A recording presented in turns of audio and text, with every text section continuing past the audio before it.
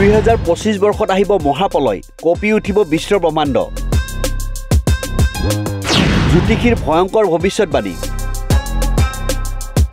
2025 চনৰ প্ৰবল ধ্বংসলীলাৰ আশংকা। শুনিলে কঁপি উঠিব বুকু। 2025 চন আৰম্ভ হ'বলৈ মাত্ৰ কেইদিনমান বাকী, কিন্তু এই বছৰ 2025 চন বিশেষ হ'বলৈ গৈ আছে। আগন্তুক বছৰটোত এনেকুৱা কিছুমান ঘটনা সংঘটিত হ'ব যিবোৰ আপুনি কল্পনাও কৰিব নোৱাৰে। 2025 চনৰ আটাইতকৈ গুৰুত্বপূৰ্ণ কথাটো হ'ল নৱবৰ্ষত ৰজা আৰু মন্ত্ৰী উভয়তে সূৰ্য। শাস্ত্ৰ অনুযায়ী যেতিয়া ৰজা আৰু মন্ত্ৰী একে হয় তেতিয়া বতৰৰ ডাঙৰ পৰিৱৰ্তন ঘটে। সূৰ্য সকলো গ্ৰহৰ ৰজা, সূৰ্যই তাপ প্ৰদান কৰে, গতিকে 2025 চনত উষ্ণতা বৃদ্ধি হ'বলৈ গৈ আছে।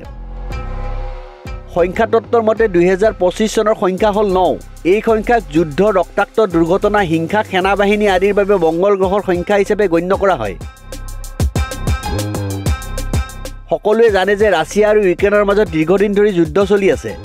ইজৰাইল আৰু ইৰাণৰ মাজতো যুদ্ধ হৈ আছে। যদি দেখা যায় তেন্তে ইজৰাইলে পেলেষ্টাইন আৰু লেবাননকে ধৰি 7টা ফ্ৰণ্টত যুঁজি আছে। বিশ্বৰ মানচিত্ৰখন চালে দেখিব যে বৰ্তমান ইউৰোপৰ পৰা মধ্যপ্ৰাচ্য আৰু আফ্ৰিকালৈকে বহু দেশ যুদ্ধৰ জৰ্জৰ হৈ আছে। এই যুদ্ধবোৰ যে নতুন বছৰত নিজৰ নিৰ্ণায়ক দিশলৈ আগবাঢ়িব। 2025 চনত মধ্যপ্ৰাচ্যত হিংসা বৃদ্ধি পাব পাৰে। ইৰাণ এই যুদ্ধৰ কেন্দ্ৰবিন্দুও হ'ব পাৰে। ম্যানমাৰত চলি থকা গৃহযুদ্ধে ভয়াৱহ পৰিস্থিতিৰ সৃষ্টি কৰিব পাৰে। সুদানত সেনাই অধিক আক্ৰমণাত্মক হৈ উঠিব আৰু ক্ষিপ্ৰগতিত আক্ৰমণ কৰিব। 2025 চনত এনে দেশৰ মাজত এক উত্তেজনাপূৰ্ণ পৰিস্থিতিৰ সৃষ্টি হ'ব য'ত সীমান্ত বিবাদ চলি আছে আৰু সেনাবাহিনীৰ মুখামুখিও হ'ব পাৰে। পাকিস্তানত মুদ্ৰাস্ফীতিৰ হাৰ শিখৰত উপনীত হ'ব পাৰে।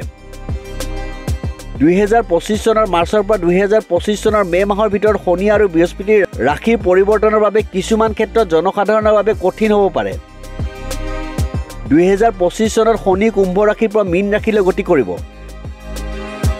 2025 চনৰ 29 মাৰ্চৰ পিছত কিবা এটা হ'ব পাৰে যাৰ ফলত কোনো ঠাইত প্ৰতিবাদ আৰু ক্ষোভৰ সৃষ্টি হ'ব পাৰে।